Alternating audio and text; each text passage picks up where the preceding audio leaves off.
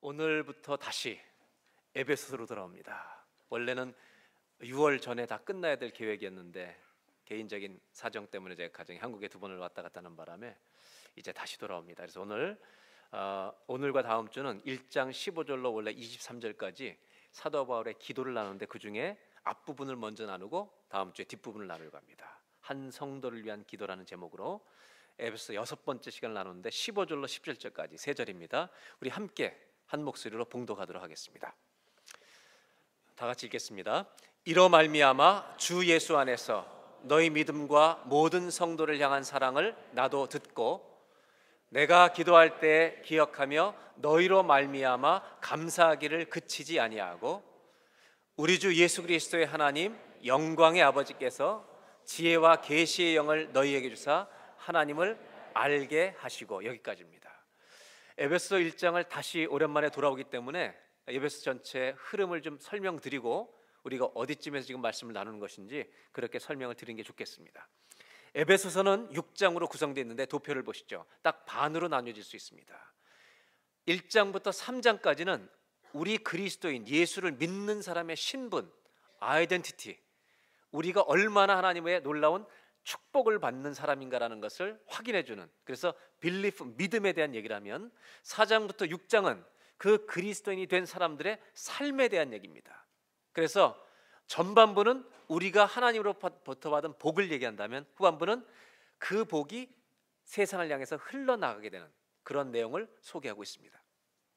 이 에베소의 흐름 중에 이 두 가지 단락을 여러분 기억하시고 그 다음 도표를 보겠습니다.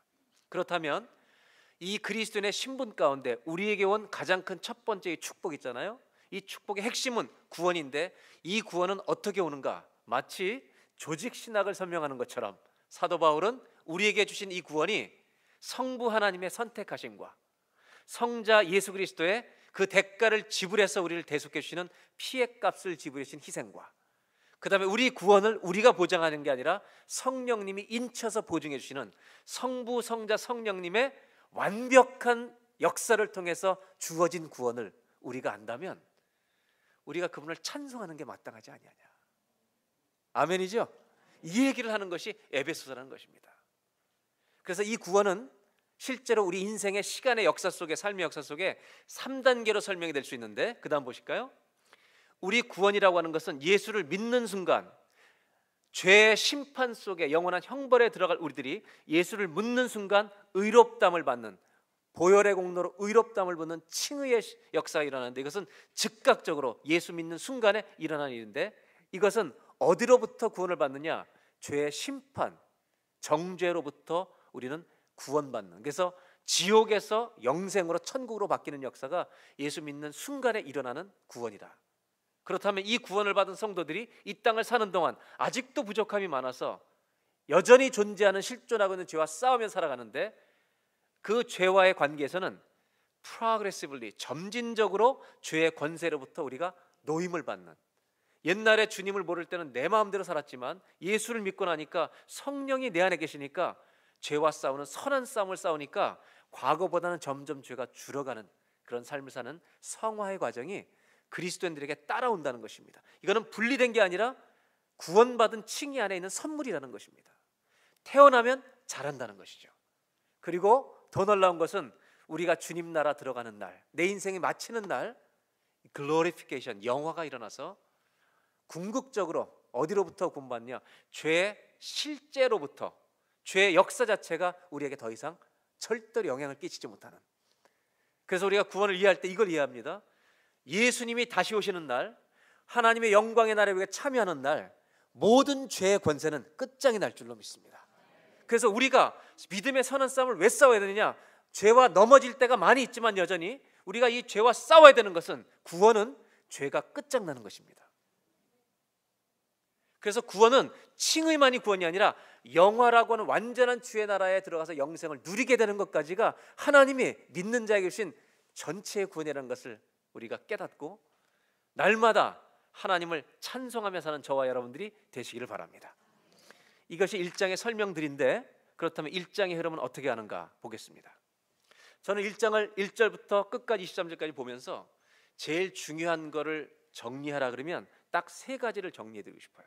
첫 번째, 바울은 제일 먼저 얘기하는 게 1절 2절 인사한 다음에 참을 수가 없는 거예요. 찬송하리로다. 자기가 그 주님의 은혜를 알면, 구원을 알면 자기 입에서는 찬송밖에 터질 수 없다. 그래서 찬송은 정말로 가슴으로 하는 것인데, 하나님이 누구신지, 우리에게 어떤 일을 행하신지 아는 자만이 진정한 찬양을 드리게 될 줄로 믿습니다. 그래서 저와 여러분이 예배서를 공부하면서 찬양이 회복되고 예배가 회복되기를 주의 이름으로 축원합니다. 제가 이렇게 말씀드렸잖아요. 에베소서를 하다가 반드시 한번 주일 예배 때 제가 설교를 안 하고 찬송만 하는 날이 올 겁니다, 여러분. 괜찮죠? 한 주는 그렇게 한번 해보자는 거예요. 한 시간 내내 주님을 높이는 거예요. 왜? 그분이 주신 구원이 얼마나 값진 걸 안다면 좀 그렇게 한번 예배를 드려봐야 되지 않겠나. 찬송하리로다. 두 번째는 그 찬송의 이유가 성부, 성자, 성령께서 준비하신 완전한 구원, 우리에게 준 선물 때문에. 그래서 그 구원을 아는 자로 하여금 바울은 뭘 얘기하냐면 그의 영광을 찬미하도록 이 구원을 주셨다는 거죠. 그리고 평생토록 우리가 얼마나 놀라운 하나님의 축복 안에 살아가고 있는지, 세상의 복이 아니라 하나님의 신령한 복을 누리는 풍성한 삶을 더 누릴 수 있는지, 더 하나님을 찬송할 수 있는지, 마지막으로 1장에서 중요한 한 가지를 얘기하면 바울의 기도 중에 하나님을 더 알게 해달라는 것입니다. 이것이 1장 전체 흐름이에요. 그래서 1장 14절까지 설명한 다음에 오늘부터 나누는 얘기는 바울의 기도입니다. 그 바울의 기도 중에 제일 중요한 기도가 하나님을 알게 해달라는 거. 우리가 예수를 믿었는데도 불구하고 바울의 기도는 뭐냐? 하나님을 더 알게 해달라는 거예요. 왜? 더 알면 더 큰 놀라운 영적인 복을 누릴 뿐만 아니라 풍성한 삶을 살기 때문에. 여러분 한번 따라 하실까요? 하나님을 더 알면 복이 터진다. 그거를 누리게 하고 싶은 것이 바울의 소원이에요. 제 아내가 저를 어떻게 생각할지 모르겠지만 여자분들은 남편을 알수록 속이 터질지 모르지만, 그렇게 되지 않기를 바라지만, 저를 알수록 실망할지 모르지만 우리가 주님을 더 알수록 여러분 우리는 놀라운 부여함 속에 들어가는 거예요. 바울은 그 간절한 마음으로 기도하는 거죠. 15절을 보겠습니다. 그래서 이렇게 얘기합니다. 이로 말미암아 주 예수 안에서 너희 믿음과 모든 성도를 향한 사랑. 에베소 교회 성도들의 얘기를 듣는데 두 가지를 듣는데, 사랑을 나도 듣고, 근데 뭘 듣느냐? 믿음만 가졌다는 걸 듣는 게 아니라, 구원받았다는 것만 듣는 게 아니라 성제들끼리 서로 사랑한다는 얘기까지 들으니까 얼마나 기쁘겠어요. 여러분, 저와 여러분의 삶이 다른 사람에게 감사의 조건이 되길 바랍니다. 구원받았다는 믿음만 가지고 성질 더러운 사람 되지 말고, 성격은 좋은데 믿음도 없는 사람 되지 말고, 믿음도 있고 성품도 가지는, 이 이야기를 들었을 때 얼마나 좋아요. 이런 사람이 돼야 우리도 빛을 비추지 않겠나. 옆에 분한테 무슨 얘기를 해주십시오. 믿음을 더 가지라고 하고 싶어요? 성질 좀, 성품을 좀, 사랑을 가지라고 하고 싶어요? 이렇게 하자. 우리 대부분 비슷해요. 옆에 나고 한 번 인사를 하고 갑시다. 성질하고 절대 그러지 말고 사랑을 가지시기 바랍니다. 한번 사랑해서 나누겠습니다. 믿음은 있는 것 같아요. 이걸 들었을 때 바울이 뭐라고 그래요? 16절에 이렇게 말합니다. 내가 기도할 때 기억하면 너희로 말미암아 감사하는 것을 중단할 수가 없다는 거예요. 너희 얘기를 들으면 하나님께 감사하는 게 스탑이 안 된다는 거예요. 내 옆에 사람이 나를 생각할 때 하나님께 감사하는 게 중단이 안 되는 거예요. 이런 소원이 우리 안에 있으면 좋겠어요. 그리고 17절에 기도합니다. 17절 보죠. 다 같이 한번 읽겠습니다. 우리 주 예수 그리스도의 하나님 영광의 아버지께서 지혜와 계시의 영을 너희에게 주사 하나님을 알게 하시고. 바울의 기도가 이제 이어지는데 오늘은 이 한 절만 나눌 겁니다. 이 기도 중에 가장 중요한 센텐스가 뭐냐? 이 프레이즈 구절이 뭐냐? 하나님을 알게 해달라는 것입니다. 근데 하나님을 알게 하기 위해서 뭘 앞에 붙이고 있냐면 지혜와 계시의 영, 즉 성령이죠. 지혜와 계시, 지혜를 주시고 보이지 않는 걸 보게 하시는 성령님을 너에게 주셔서, 이미 주셨는데 무슨 뜻이냐? 그분이 우리 인생을 도와주셔서 하나님을 더 알게 하기를 원한다. 왜 이런 얘기를 하는지 아세요? 바울이 하나님을 알게 하도록 기도하는데 지혜와 계시의 영을 주셔서 성령께서 여러분을 도우셔서라는 말을 하고 있어요. 무슨 얘기냐? 사도 바울은 이걸 알고 있는 거죠. 사람이 죄를 지면 나타나는 가장 큰 특징, 사람이 죄를 짓게 될 때 나타나는 가장 큰 특징이 뭔지 아세요? 아담과 하와도 똑같고 우리도 다 똑같아요. 사람은 죄를 범하는 순간, 선악과를 먹는 순간, 하나님 말씀에서 떠나는 순간 영적인 감각을 상실하게 돼요. 그래서 어떤 사람이 되느냐? 고린도전서 2장에 바울이 말한 것처럼 육에 속한 자가 되어버리는 거예요. 눈에 보이는 것, 내 몸으로 느낄 수 있는 육의 것에만 관심을 갖는 거예요. 영적인 것이 없어지는 거예요.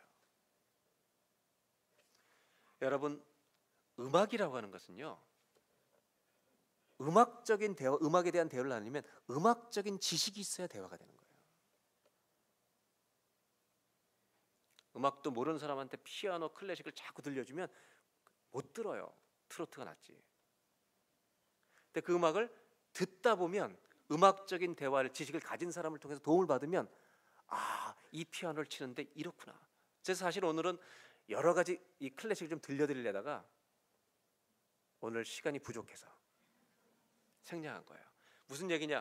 음악적인 도움을 받으면, 음악적인 지식이 생기면 음악을 들을 수 있어요. 그림이 거기서 거기죠. 저는 신방을 다닐 때 여러분 집에 있는 걸려있는 그림을 유심히 봅니다. 왜냐, 그림을 워낙 좋아하니까. 못 그려요. 그러나 그림을 자꾸 보니까, 미술적인 것을 도움을 받으니까 어떤 그림이 진짜 좋은 건지 조금 알아요. 시를 이해하려면 시적인 감각, 역량이 있어야 시를 누릴 수가 있는 거예요. 왜 바울이 이렇게 얘기하느냐? 하나님은 영이세요. 하나님을 알려면 영적인 사람이 되어야 되는 거예요. 그런데 우리가 영적인 사람이 되도록 도와줄 수 있는 분은 성령님밖에 없는 거예요. 성령님께서 우리 눈을 열어주셔서, 우리를 도와주셔서 영이신 하나님을 더할 수 있도록 기도하는 거예요. 에베소서를 읽으면서 육적인 데만 빠져있는 사람들이 영적인 감각이 살아나는 은혜가 있기를 주의 이름으로 축원합니다. 그래서 지혜와 계시 영을 달라고 기도하는 거예요. 그분만이 우리의 영을 도와주시는 거죠. 죽어있던 감각을 살려주시는 거죠. 그렇다면 오늘 나누려고 하는 건 뭐냐? 하나님을 왜 아는 것이 가장 중요한 기도 제목이 되었냐는 거예요. 이렇게 생각하면 쉽죠. 하나님을 아는 자와 하나님을 모르는 자의 차이를 알면 쉬운 거예요. 우리는 구원받고 하나님을 알지만 주님은, 우리가 주님을 더 알기를 원하세요. 예를 들면 이런 거죠. 누가복음 19장에는 삭개오라는 사람이 등장합니다. 이 사람은 세리장 부자였습니다. 근데 예수님이 오신다는 소식을 듣고 어느 나무로 올라갔죠? 뽕나무로 열심히 올라갔습니다. 그리고 예수님을 뚫어지게 쳐다봤습니다. 왜 올라갔죠? 왜요? 키 작은 얘기 하지 말고 왜 올라갔어요? 보고 싶은 갈망이죠. 우리 교회 성도님들이 자꾸 제가 설교할 때 키 작다는 얘기하면 죄야, 그거는요. 농담이고요. 지금 제가 얘기하려는 건 뭐냐면 보고 싶은 갈망 때문에 올라갔다는 것입니다. 그럼 조금 더 생각해 보자는 거죠. 왜 그런 갈망이 생길까요? 왜 주님을 그렇게 만나고 싶어 할까요? 주님은 지나가시다가 삭개오를 보죠. 뭐가 있는 걸 아시냐면 갈망이 있는 걸 알죠. 여러분, 갈망이라는 단어 뒤에, 이 갈망이라는 단어가 앞에 있는 사람들 뒤에 뭐가 존재하는지 아세요? 그 뒤에? 이렇게 얘기해 보세요. 어떤 사람이 하나님을 더 찾겠냐고요. 아무 일 없는 사람이 찾겠어요? 불안한 사람이 더 찾겠어요? 예?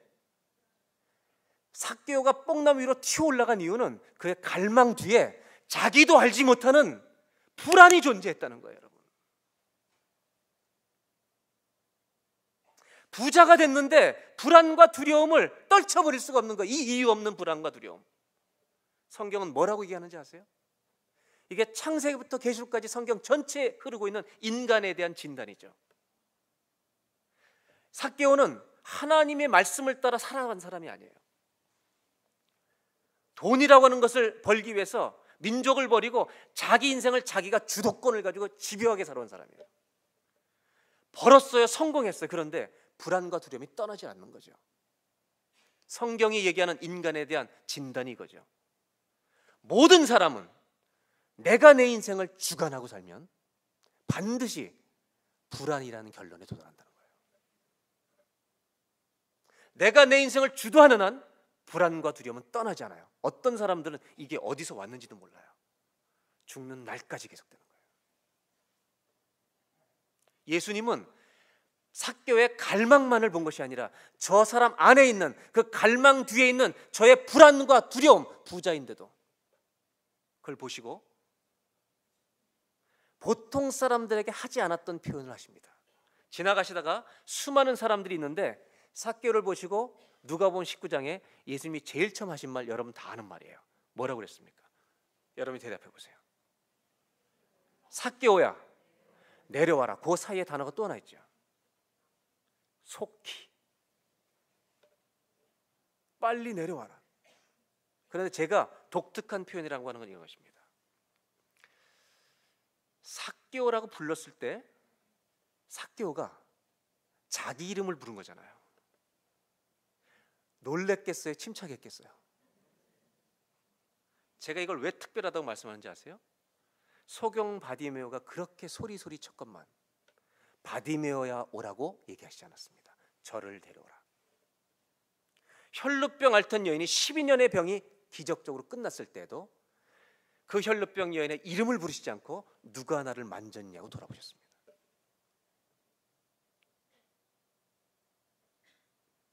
그런데 삭개오에게만큼은 전무후무한 그의 이름을 불러주십니다. 왜 그런지 아세요? 삭개오에게는 이게 필요하기 때문이에요. 내가 너의 이름을 안다. 이 말은 내가 너의 존재를 안다. 부자가 되었는데도 네가 가지고 있는 너의 불안과 두려움을 안다는 거죠. 그리고 내려라고 하시고 뭐라고 하시냐면 오늘 내가 너희 집에 유하여야 하겠다. 삭개오는 정신 못 차리고요. 예수님 모시고 수근거리는 소리를 들으며 자기 집에 모시고 들어갑니다. 이제부터는 여러분들이 상상하셔야 합니다. 어떤 상상을 하야 되냐면 오늘 여러분의 집에 예수님을 모신 것입니다. 성경은 우리에게 이거를 보여주는 것입니다. 나 같은 사람에게 민족들의 돈을 뜯어서 돈을 벌었던 나 같은 나쁜 놈에게 주님이 들어와 계신다는 것입니다.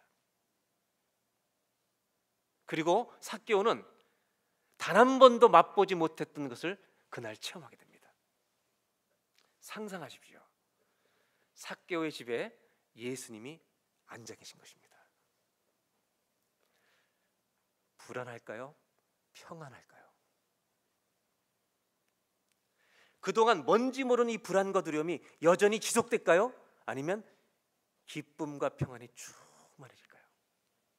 영어로 emptiness일까요? fullness였을까요?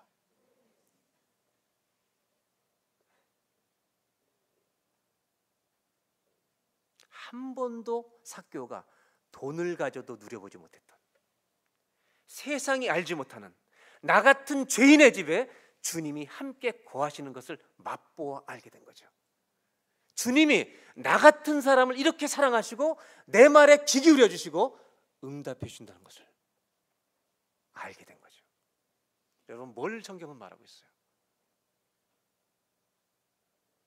주님이 나와 함께 하시는 것을 아는 사람은 불안이, 어두움이 그 인생에서 떠나갈 줄로 믿습니다.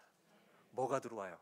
세상이 알지 못하는 평안이, 여호와 샬롬이 오는 거예요.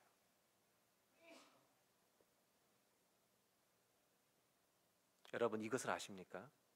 오늘 여러분이 예배 끝나고 집에 돌아가시면 저와 여러분의 가정에 주님이 함께 하고 계시다는 것을, 그것을 아시고 믿으시고 누리십니까? 누리지 못하는 분이 있었다면 오늘부터 그 주님을 누리시기를 주의 이름으로 기원합니다. 그래서 오늘 여러분들이 기도하는 중에 내 가정에 알지 못하는 이 모든 불안과 두려움이 내가 주님을 알므로 말미암아, 나와 함께 하시는 주님, 나 같은 사람과 동행해 주신 하나님을 내가 알므로 말미암아 내 안에 있는 모든 불안과 두려움은 오늘 사라질지어다. 믿음의 선포가 저와 여러분들의 있기를 주의 이름으로 축원합니다. 그래서 첫 번째로 주님이 주시는 메시지는 이것입니다. 한번 따라 하실까요? 하나님을 아는 자는 불안의 자리에서 평안의 자리로 옮겨지게 됩니다. 내가 주도하는 인생은 불안인데 그분과 대화하면서 내가 도적질한 거 있으면 4배나 갖겠습니다. 하나님이 인도하시는, 하나님이 주관하는 삶으로 바뀔 때 그 사람의 인생에는 세상이 알지 못하는 평강이 오는 거죠. 여호와는 샬롬이십니다. 평안의 평강, 평강 중에 평강을 우리에게 주기를 원하십니다. 저와 여러분의 가정마다 오늘 이 예배를 통해 평안이 임하는 축복이 있기를 주의 이름으로 축원합니다. 두 번째로 나누고 싶은 게 있습니다. 하나님은 왜 하나님을 알게 해달라고 기도했는가? 이것이 왜 이렇게 중요한 기도인가? 여러분, 죄를 지면 나타나는 특징이 육적인 것이라고 말씀드렸어요. 영의 것을 생각하지 못해요. 하나님을 생각하지 못해요. 이것을 조금 더 구체적으로 표현하면 이런 겁니다. 죄를 짓고 사는 사람들의 특징 중에 하나는 생각의 습관인데 모든 생각의 중심이 사람으로부터 시작합니다. 하나님을 모르기 때문에. 반대로 하나님이 어떤 분일지로 알아가면 알아갈수록 생각의 습관이 바뀌는 것입니다. 내 생각의 중심에 누가 제일 먼저 오는지 알아요? 주님이 오시는 것입니다. 하나님 중심의 생각을 해요. 그래서 사도 바울이 골로새서 뭐라고 말하냐면 위의 것을 생각해라. 땅에 살면서도 내 사람 중심으로 모든 일을 보지 말고 하나님 중심으로 내 삶의 형통과 곤고를 다 보라는 거예요. 여러분, 사람은 죄 때문에 돈을 계산할 때도 나 사람 중심으로 봐요. 하나님 중심으로 보면 결정하는 게 다 달라져요. 이렇게 설명할 수 있죠. 옛날에 우리가 과학 역사를 공부할 때 보면, 과학 같은 공부할 때 지구가 네모나다고 생각했던 적이 있던 거 기억나세요? 과학이 발전하기 전에는 지구 모양이 네모나다고 생각했던 거 기억나시냐고요? 안 배운 분도 있나 봐요. 그 시대 사람들이 제일 두려웠던 것은 배를 타고 어떻게 해요? 멀리 가지 못하는 거예요. 왜? 멀리 가면 어떻게 된다? 떨어진다고 믿는 믿음이 지구는 네모나다고 생각할 때 살 수밖에 없는 삶의 스타일이에요. 생각의 틀이라는 거예요. 지구가 둥글다고 아는 순간 그의 삶의 방법이 바뀌죠. 배를 타고 망망대를 항해하면서 대륙을 찾는 거죠. 생각이 바뀌는 거죠. 사실 하나가 바뀌기 때문에. 하나님이 없다고 하는 사람에게는 자기 중심으로 사는 게 너무나 당연한 거예요. 그러나 하나님 중심으로 사는 사람은요, 좋은 날에도 의사결정을 할 때에도 고난의 날에도 사람 중심으로 생각하는 38년 된 병자처럼 아무도 나를 도와줄 자가 없다는 나 중심에서 예수님이 옆에 와 계시는데 예수님을 몰라요. 누군지 이분도 원 오브 맨이에요. 그냥 그 모르는 그 사람에게 예수님이 가르쳐 주는 것은 예수님 중심으로 인생을 바꾸죠. 일어나 걸어. 내 중심으로 사는 사람은 그렇게 사는 거예요. 출애굽기 보면 이스라엘 백성들이 애굽에서 탈출하죠.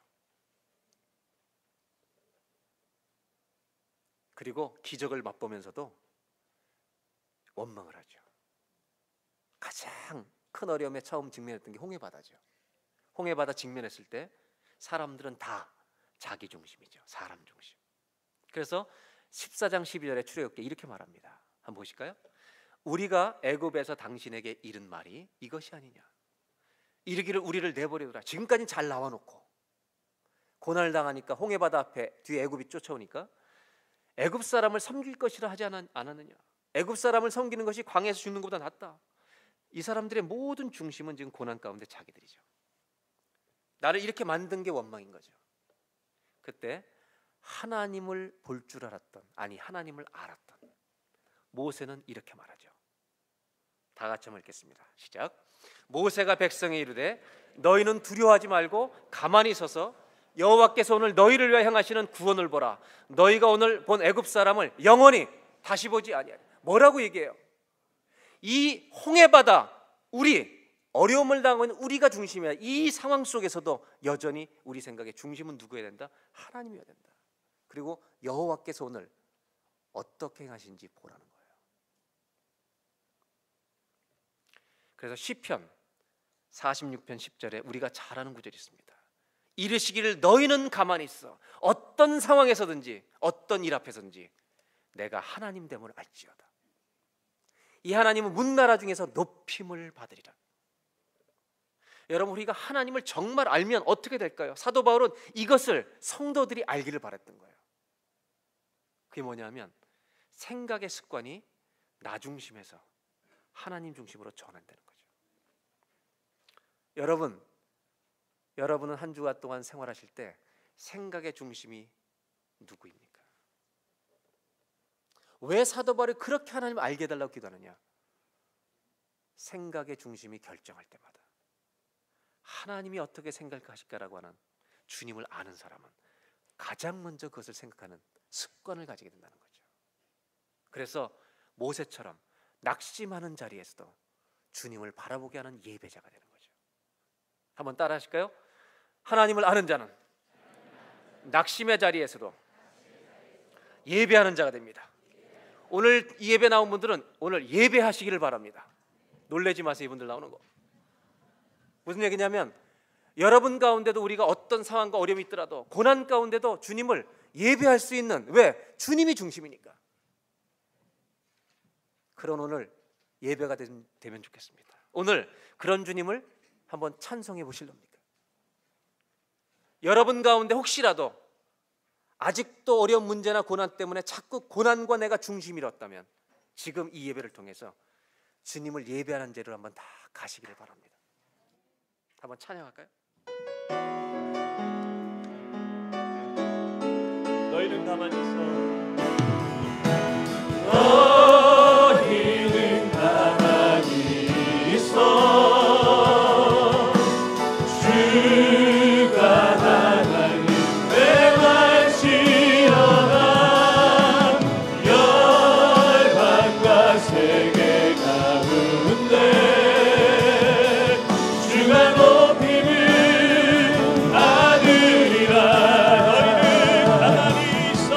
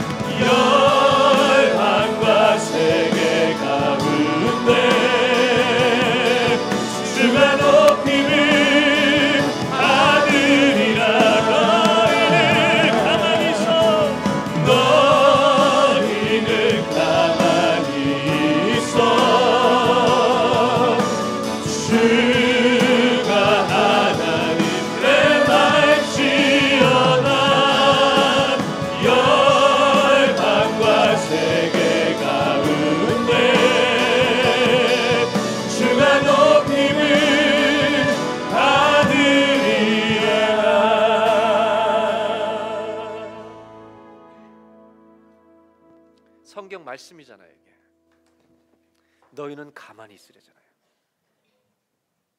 왜요? 우리가 중심이 아니잖아요. 우리가 하나님을 정말 더 깊이 할수록, 하나님을 정말 더 알아갈수록, 여러분, 우리는 만불의 가치를 아는 사람이잖아요. 하나님을 정말 알면, 그분이 얼마나 놀라운 분인지 알면 우리는 어떤 상황 속에서도 예배하는 자가 될 거예요. 이게 에베소서예요. 에베소서는 예배소서예요. 정말 우리가 어떤 고난 가운데도 하나님을 아는 자면 너희는 가만히 있어. 그가 하나님 됨 알지어다.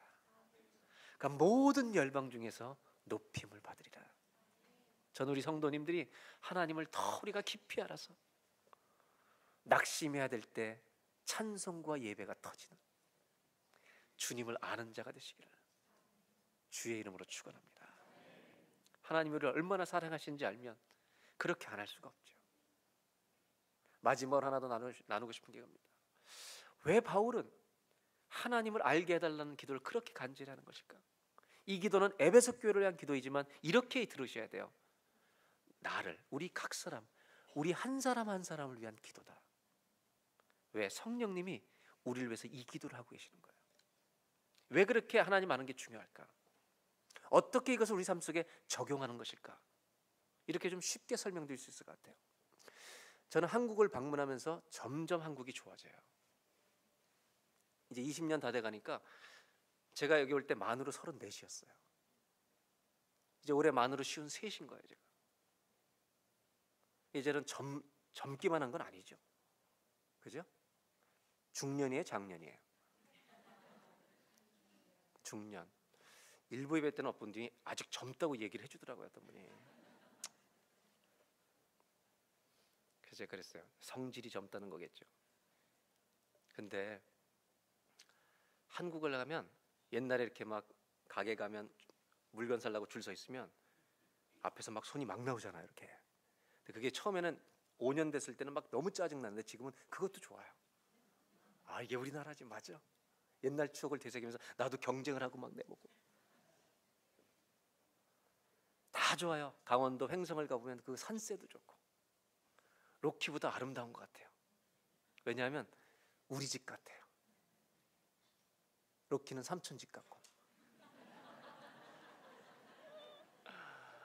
그런데 여전히 그렇게 좋은 한국에 적응 안 되는 게 딱 하나 있어요. 저는 아버님 돌아가시고 어머님 그 모든 걸 서류를 처리해 드렸는데 어머니 핸드폰까지 다 아버님 성함으로 돼 있어서 명의를 다 바꾸는 거예요. 그래서 뭐 직접 가기도 하고 전화를 하는데 전화하면 거의 모든 회사에서 똑같이 저한테 이렇게 인사해요. 사랑합니다, 고객님. 저는 너무 당황스러운 거예요. 그것도 대부분 여자들이 전화를 받는데 제가 영어로 번역해 볼까요? I love you 이러는 거예요. 그냥 안녕하십니까 그러면 좋겠는데요. 사랑합니다, 고객님 이러는데 가슴이 뛰는 거예요. 이건 아닌데. 그리고 그런 사람하고 5분 이상 대화를 못해. 용건만 딱 하면 되죠. 뭐 뭐를 좋아하느냐, 어떤 영화를 이런 얘기 안 하잖아요. 왜? 모르니까. 제가 38년 만에 고등학교 친구를 만났다 그랬잖아요. 목사가 됐어요. 4월에 갔을 때 제가 시간이 여행을 계속 집회를 다니느라고 만날 수가 없어서 전화를 했어요. 이번엔 못 만나고 간다. 그랬더니 아쉬워서 이 친구가 언제 오냐요, 부모님 때. 그래서 언제 온다 그랬더니 어머님 댁에 오냐 그랬더니 그날 아침에 자기 오겠다는 거예요. 새벽기도 끝나고. 원주에 와서 원주에서 잘하는 설렁탕 집에서 밥을 먹고요. 1시간 반 동안 남자 둘이 앉아가지고 수다를 떠는데 시간이 모자라는 거예요.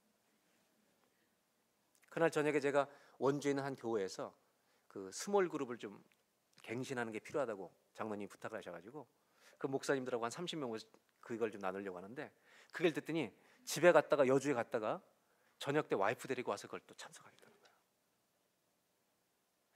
여러분, 친구는 만나면 2-3시간을 대화도 시간이 모자라요. 왜요? 관심사가 같으니까 할 얘기가 많은 거예요. 이게 친구죠. 무슨 얘기를 하려고 하는지 아세요? 여러분, 하나님과 대화하는 기도를 하는데 10분 이상 할 말이 없으면 여러분 하나님을 아는 자입니까? 하나님과 서먹서먹하시다는 걸 아셔야 돼요. 바울이 얘기하려고 하는 요지는 여기 있습니다. 왜 그렇게 하나님을 알게 해달라고 기도하는지 아세요? 하나님을 정말 아는 사람은 그분과 대화하는 것을 즐거워하게 되는 거예요. 하루의 일상 삶 속에서 어디를 가든지 하나님이 나와 함께 하신다는 임재의식과 동행을 계속 체험하기 때문에 묻고 대답하고. 하나님 오늘 저 때문에 기분이 어떠십니까? 아까 제가 화났을 때 어떠셨습니까? 저는 정직하게 말하고 싶어요. 여러분의 마음이 아프든 안 아프든 관계없어요. 성경이 말하는 것이 이것입니다. 만일 우리가 30분 동안 하나님과 기도로 대화할 수 없다면 우리는 하나님을 잘 아는 게 아니죠. 그분이 어떤 분인지를 안다면 우리는 그분과 더 많은 대화를 하려고 할 겁니다. 그래서 바울은 소원이 하나 있습니다. 저는 주님을 몰랐던 자인데 주님을 알고 나서 선교 여행을 하다 길이 막히면 주님께 물었습니다. 주님과 함께 동행하면서 모진 매를 맞으면서도 기뻐서 다녔습니다. 내가 물을 때마다 당신은 대답해 주셨습니다. 나의 하나님이셨습니다. 이 에베소 교회, 내가 그렇게 사랑했던 이 교회 교인들도 주님과 살아있는 생생한 기도를 가지고 살게 해주십시오. 10분 기도하기가 어려우십니까? 낙심하지 마십시오. 하나님을 알아가십시오. 10분을 기도하십시오. 20분을 기도하고 주님을 찾으십시오. 그분은 여러분의 기도에 응답하시는 살아계신 주님이 되어줄 것입니다. 요즘 젊은이들에게 가장 인기 있는 대화는 인터넷과의 만나요. 인터넷을 보면서 웃고 울고 합니다. 몇 세가 넘은 분들은 드라마를 보면서 웃고 울고 합니다. 괜찮아요, 여러분. 이민자들이 드라마 보는 거 어떻습니까? 그런데 좀 지나치지 않으십니까? 보십시오. 그러나 내 삶이 무너지도록 보면 안 되죠. 왜 바울은 이렇게 기도했을까요? 하나님을 제발 알게 해달라고, 더 알게 해달라고. 한번 따라 하실까요? 마지막으로, 하나님을 아는 자는 살아있는 기도를 가지게 됩니다. 이것을 바울이 경험했던 이 은혜를 에베소 교회 교인들이 알기를 바라시고 우리들이 알기를 바라시기 때문에 에베소라는 책을 우리에게 주셨다는 거죠. 사랑하는 여러분, 주님을 더 깊이 아는 자, 어둠이 떠나고 평안이 오는, 내 삶 속에서 메마른 신앙생활이 아니라 살아 생생하게 주님과 대화하는 살아있는 기도를 가진 자 되시기를 주의 이름으로 축원합니다. 기도하겠습니다.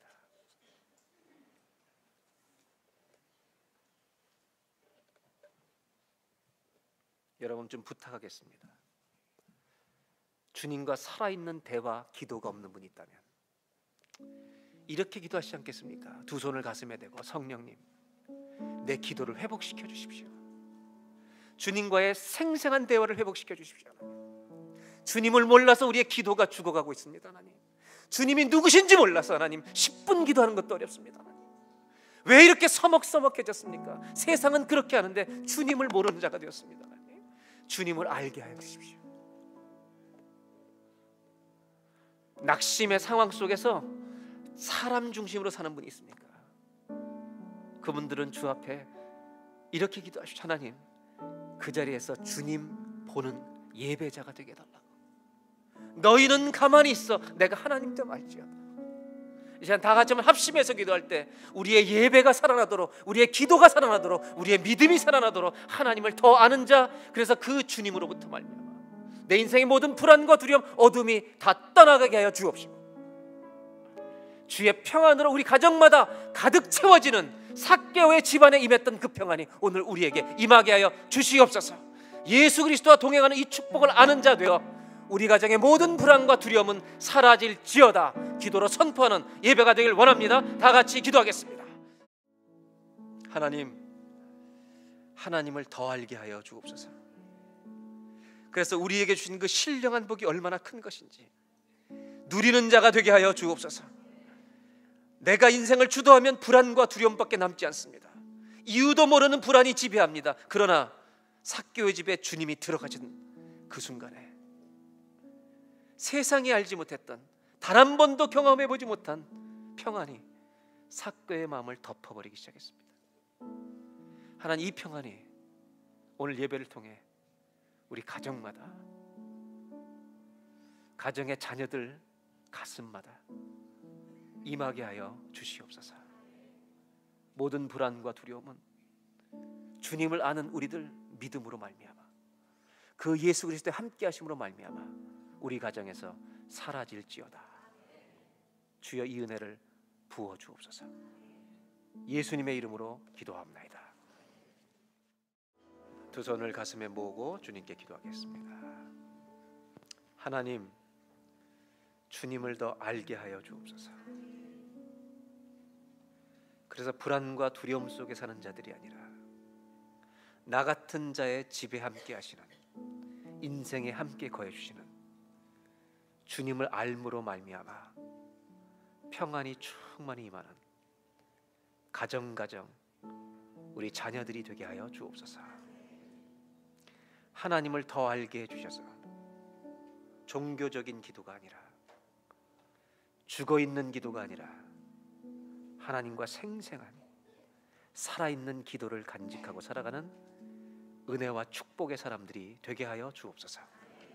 지금은 우리 구주 예수 그리스도의 은혜와 하나님 아버지의 놀라우신 사랑하심과 성령님의 감동 감화 역사와 동행하심이 오늘 예배를 드리고 세상을 향해 나가는 모든 성도님들 위해 지금부터 영원토록 함께하여 주시기를 간절히 축원하옵나이다.